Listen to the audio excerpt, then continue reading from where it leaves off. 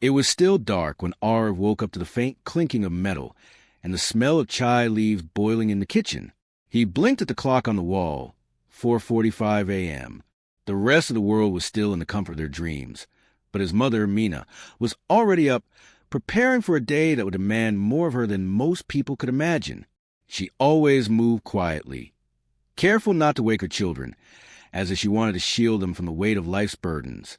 Mina's day began with a simple prayer whispered under her breath, not for riches, not for herself, but for her children's strength, health, and future.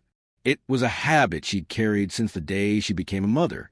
The kitchen in their small rented house was dimly lit, the single bulb casting a soft yellow light on her tired eyes and cracked hands. Those hands had washed clothes until the skin peeled, cooked meals when there was barely anything to cook, and wiped away tears, sometimes hers, mostly her children's.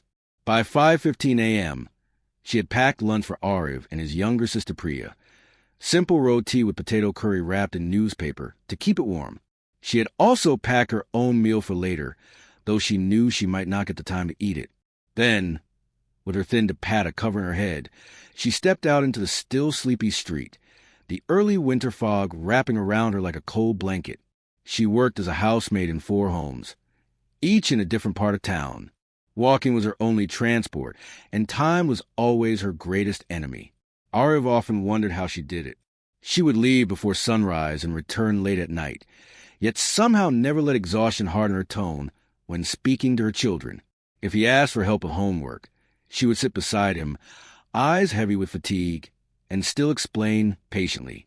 If Priya was sick, she would stay awake all night wiping her forehead, humming lullabies she had learned as a child. When Aarav was 10, he remembered asking her why she worked so hard.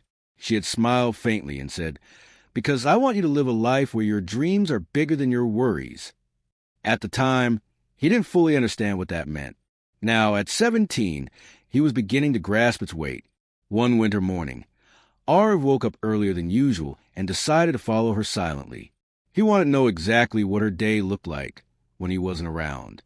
From the shadows, he saw her walking fast, clutching her worn-out shawl tighter as the cold wind bit through it. She entered the first house, greeted the owner politely, and immediately began mopping floors. Her movements were swift, precise, almost mechanical. Then she moved on to the next house, where she scrubbed dishes, cleaned bathrooms, and even ironed clothes, her posture always slightly bent, her eyes always focused. By the time she reached the 4th house, Aarav's throat ached, not from the cold, but from holding back tears.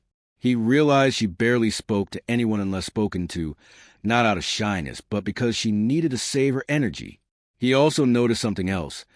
Everywhere she went, people handed her tasks without looking at her face, without noticing her back pain, her swollen feet, or the little cough she tried to hide. She wasn't a person to them, just a worker, yet she carried herself with dignity, never complaining, never asking for more than what she was owed. That evening, when she returned home, Aarav waited at the door. He wanted to hug her, but when he saw the dust on her clothes and the lines etched deeper into her skin, he froze. Not because of the dirt, but because he realized hugging her now would make him break down, and he didn't want her to see him cry.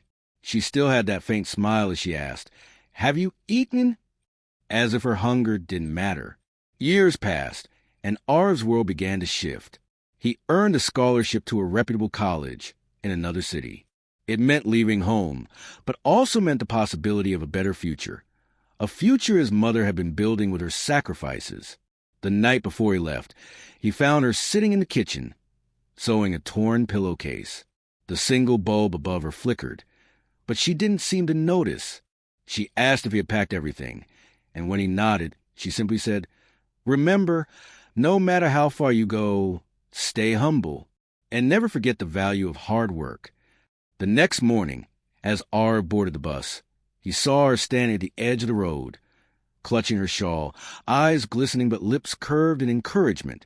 She didn't wave, she just stood there, making sure the bus moved safely out of sight. That image would stay with him forever. Life in the city was hard at first. The scholarship covered tuition, but not all expenses. Aarav worked part-time at a bookstore, sometimes skipping meals to save money.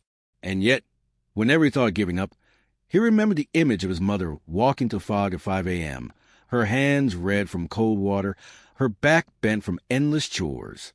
Compared to her struggles, his felt like minor inconveniences.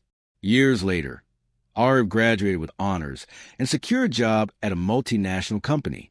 His first paycheck wasn't huge, but it was enough for him to do something he had dreamed for years: move his mother into a proper home. When he returned to his hometown, he found her still working, still wearing the same worn-out slippers, still refusing to spend on herself. He handed her the house keys, and for the first time he saw her cry. Not the silent tears she wiped away in the past, but a flood of emotion she couldn't contain. She held the keys to her own home like they were gold. "Ma, you can rest now," he said softly. She shook her head and smiled through her tears. "Rest? Maybe. But a mother's work never ends. It just changes." Years after that, when Aarav had children of his own, he understood her words more deeply. The sacrifices she made weren't just about money or comfort. They were about time, energy, and a kind of love that asks for nothing in return. The love that wakes up before the sun, works without applause, and gives without counting. And every time he looked at his children, he silently thanked the woman who had given him everything she had. And more, because behind every success story is a person who believed in you before the world did. For Aarav, that person was his mother. And no award, no salary, no achievement could ever match the worth of her sacrifices. Years rolled by, and life kept moving forward. Aarav's career flourished, and he gave his mother everything he thought she deserved: a comfortable home, the best medical care, even small luxuries she'd never imagined owning. But no matter how much he gave her, he felt it was never enough to repay what she had given him. One evening, while visiting her, Aarav found her sitting by the window, watching the rain. Her hair had turned almost entirely silver, her hands more wrinkled, but her eyes were the same, gentle, unshaken, full of love. He sat beside her and asked, "Ma, do you ever wish you had lived life differently? Maybe for yourself, instead of for us?" She chuckled softly. "For myself? Beta, you are my life. You and Priya. A mother's joy isn't in what she owns. It's in who she raises. I never measure my life in things. I measured it in your smiles." Aarav's throat tightened. "But you gave up so much: your dreams, your comfort, your health." She placed her hand on his. "And in return, I got something greater.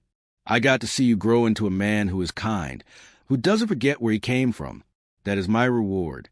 Every mother dreams not of her own success, but of her child's." Her words sank into his heart like an anchor.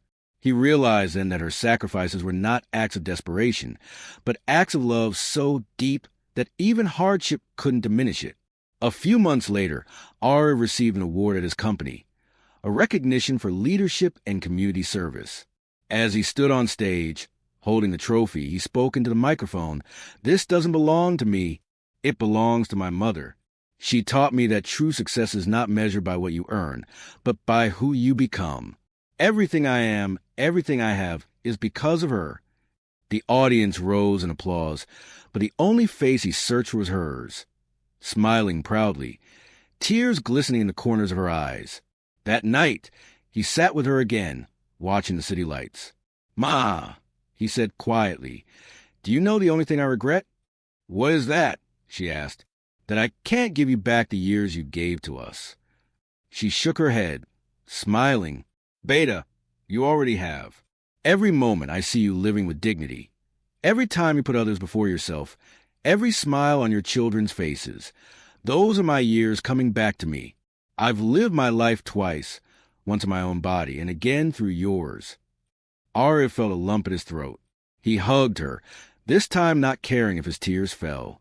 They sat in silence, the night air cool, the weight of unspoken gratitude hanging between them, because some debts in life can never be repaid in money. They can only be honored in how you live, how you love, and how you remember. And long after she would one day leave this world, her lessons would live on, not in the walls of the house he bought for her, but in the values she carved into his heart. That is the eternal legacy of a mother's sacrifice.